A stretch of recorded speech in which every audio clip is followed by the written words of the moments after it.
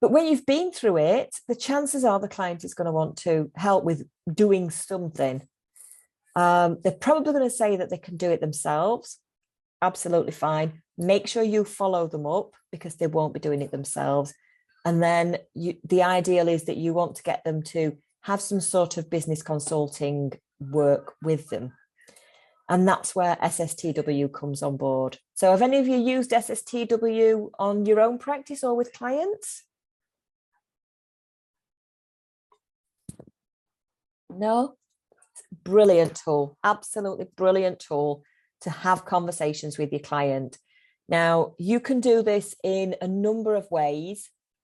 One way, which is very much abdication, is you can invite your client to have access to this software and just let them go for it. It's a complete waste of time because they'll not do it. So the ideal for me would be to get your client to agree to have a series of 6 half-day sessions with you and charge them maybe around the sort of £500–600 a session. If they'll agree to all 6 up front, fantastic.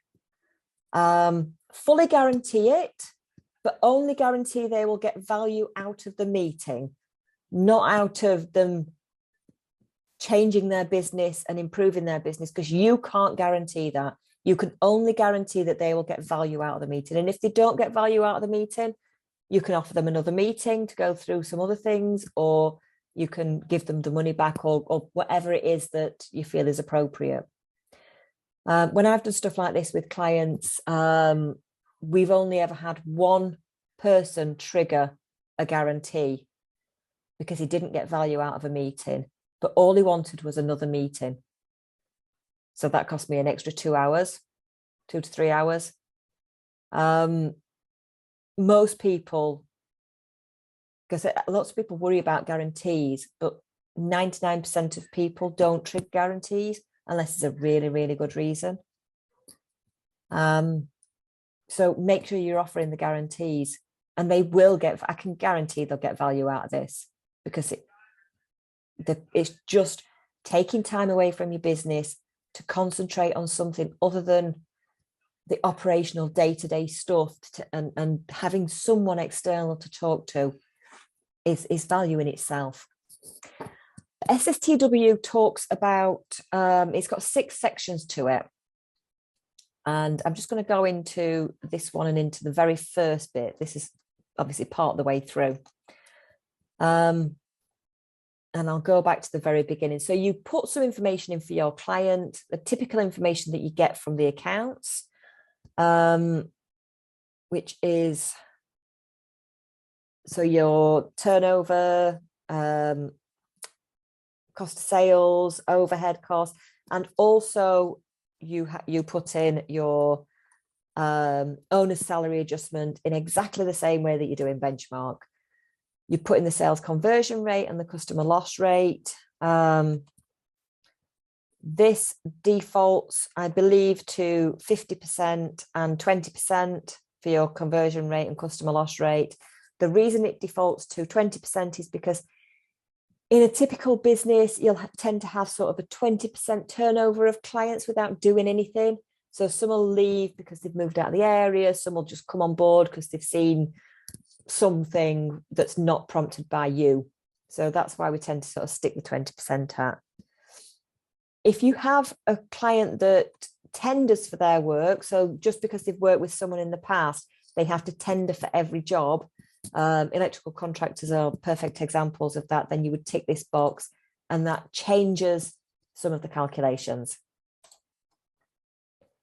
So the 6 sections here are pricing, more customers, converting leads, getting customers to stay longer, getting them to spend more, and get them to spend more often with you. And each section has these 5 areas. So an introductory video that you can just literally sit with your client and play the video, or when you've heard it enough times, just repeat what it says on the video. And it just explains the whole principle behind pricing and why we want to look at pricing and what we can do about it. You then have a number of examples, video examples again, that you can just play with your client. So you play the video, you have a conversation about it. How can they take that idea and use it within their business? So these are just various different examples that have been plucked from different industries. And then you've got a whole list of strategies. Now, all of these strategies will automatically come ticked for your client, and you just work through them. Some won't be relevant at all, and some will be absolutely relevant. So work through them and identify the ones that your client should be looking at implementing, or at least taking another look at. And then you've got the numbers. So again, for every single section, you've got a bit where you can look at the numbers. So quite often the client will say to you, well, I need to reduce my prices so I can get more customers. So you can say, well, what happens if you reduce your prices? If you were to reduce your prices by 10%, how many more customers do you think you're going to get? Or whatever percentage it is. And how many customers do you think you'll get? Okay, well, in this case, if you reduce your prices by 10%, you'll end up making a loss, more of a loss than you are. You have to get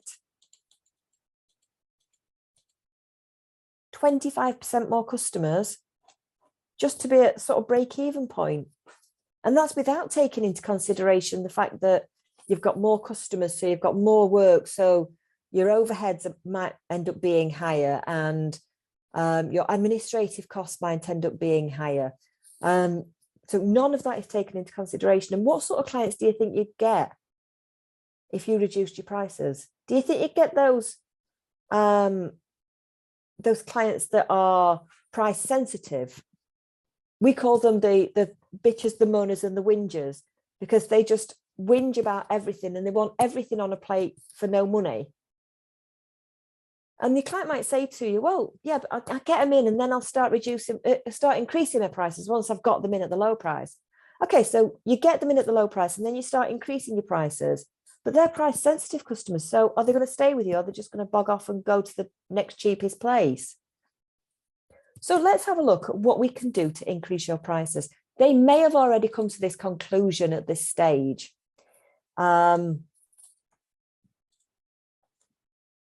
So what should we have a look at? Maybe see if we can increase your prices by 4%. And as you get into this, some of the examples will prompt some ideas for you. And the more you do this, the more ideas and examples you'll have in your head. So one example that I use is, so you go to the pub and a pint of beer is £3. I go to Wetherspoons, it's dead cheap. So price of beer is £3. If they put that up to £3.03, would you still buy it? Well, yeah, probably. Okay, so if they put the price up by 1%, you wouldn't bat an eyelid. So do you think you could put your prices up by 1%? Well, yeah, probably. Okay, so if we could look at other strategies, how much do you think you could put your prices up by? We've looked at lots of strategies as we've gone along. We can implement some of those. And, they might say 4 or 5% or whatever it is. Okay, do you think you'd lose any customers with that? Well, I might lose some. So how many customers do you think you could afford to lose? Do you think you'd lose? I don't know. Well, you could afford to lose 8.86% of your customers without losing money. So if you were to lose 8% of your customers, they're going to be the rubbish customers that want everything for nothing, your D customers. But you're still no worse off. But actually, you could be better off because you've now got capacity to take on new customers at a higher price, and some nicer customers. But the chances are you're probably not going to lose that many. So your profits could be, around £2,000 better off just by increasing your prices a little bit. And we'll look at putting strategies in place. So you could have 2 to 3 hours just going through pricing with your clients. And then you can put additional notes in here. So you've got, ask them these questions and then type their additional notes in. And you do exactly the same process for getting more customers.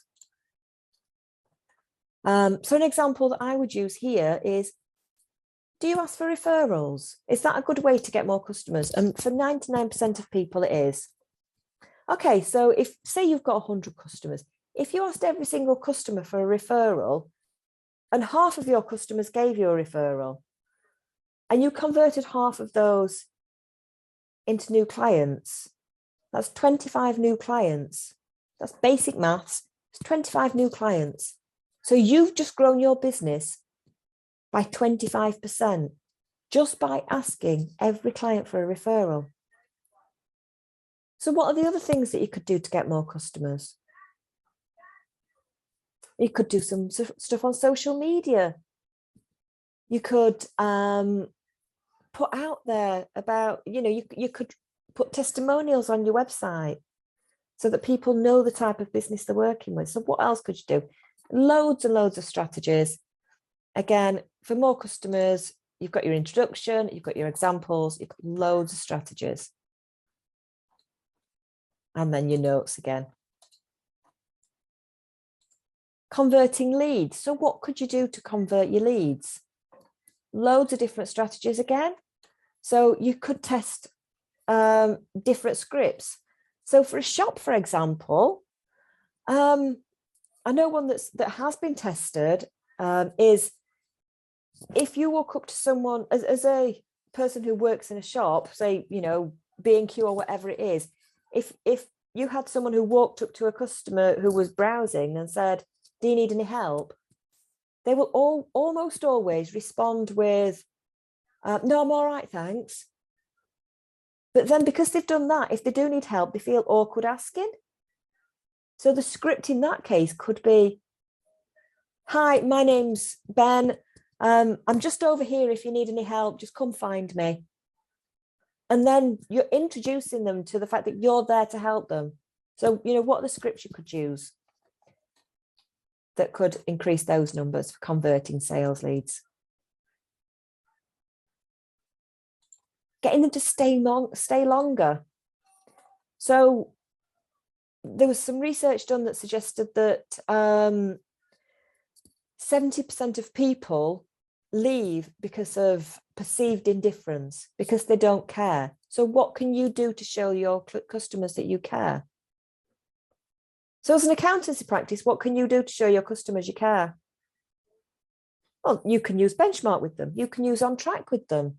You can ask them about the goals. You could use the taxability checklist 3 months before their year end to find out whether there's any tax planning opportunities. You could just drop them a random email to say, I saw this on Facebook and I thought of you.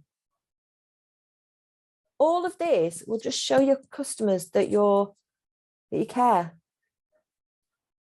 I was just passing, I thought I'd pop in. So what could your clients do to get your customers to stay longer? To make their customers feel valued. Spending more, again, lots and lots of examples here, lots of strategies.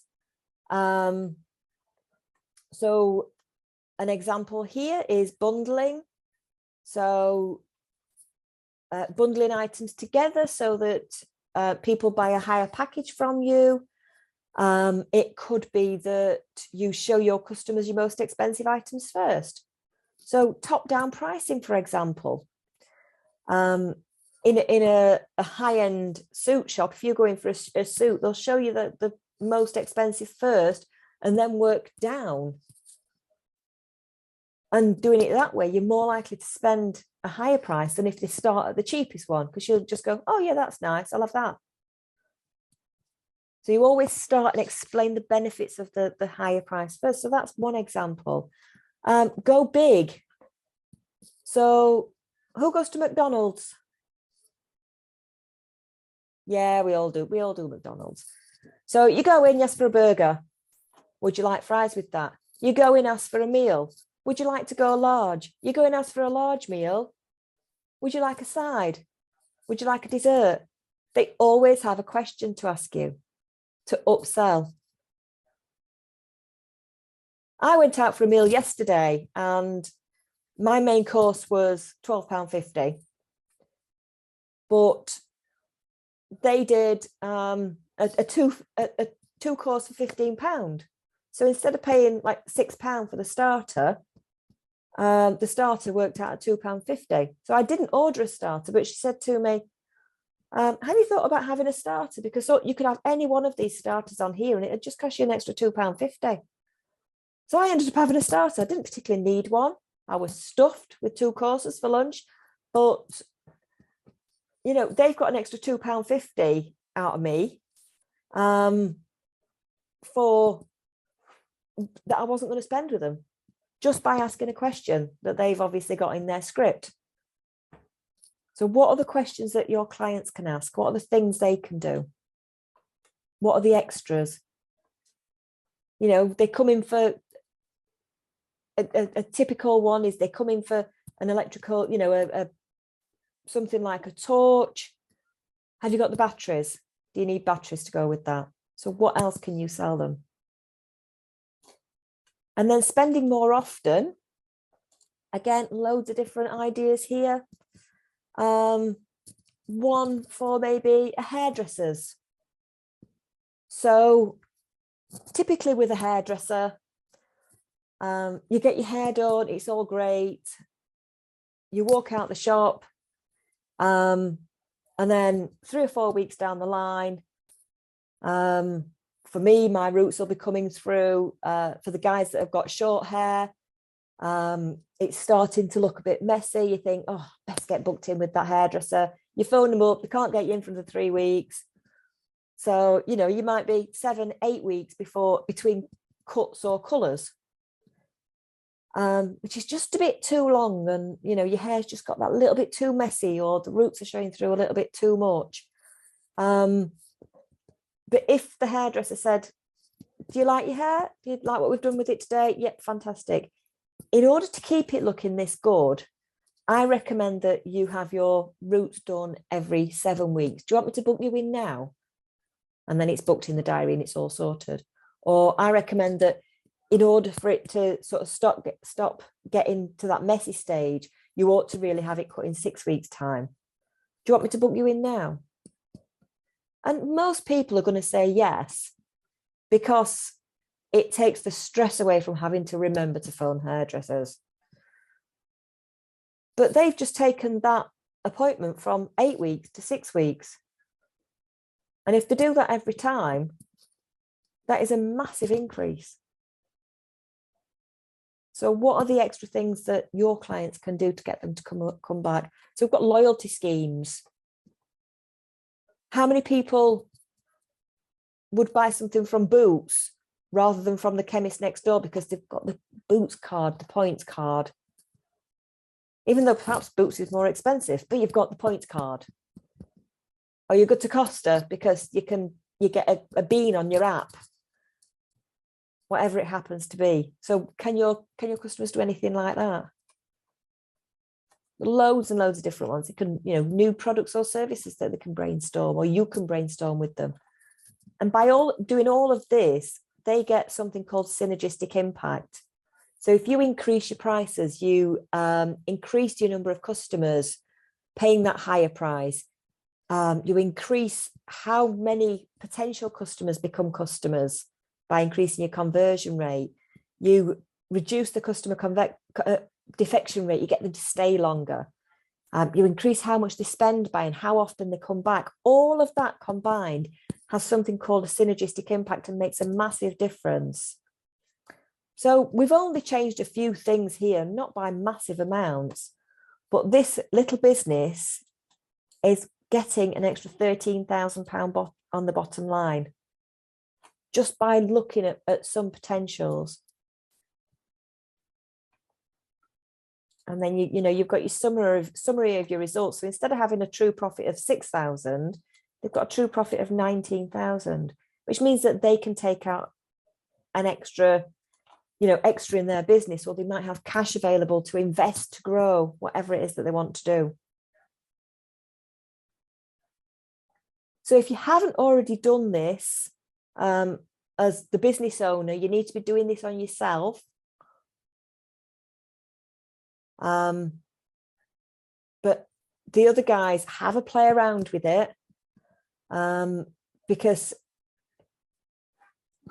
particularly, well, probably more so for you, Kalpna, if you can do this for the business, you might be able to show them that by getting rid of some of the lower quality clients and having more time available for the higher quality clients, they can not only free up time, but you can increase your bottom line as well and your cash flow forecast. You've given me so many ideas already. One of the things we'll look at is which 1 or 2 ideas you're going to implement, because it's all right having a massive action plan, but you need to narrow it down to the 1 or 2 things that you can do. So we'll look at that later on today as well. So we're going to break for lunch now.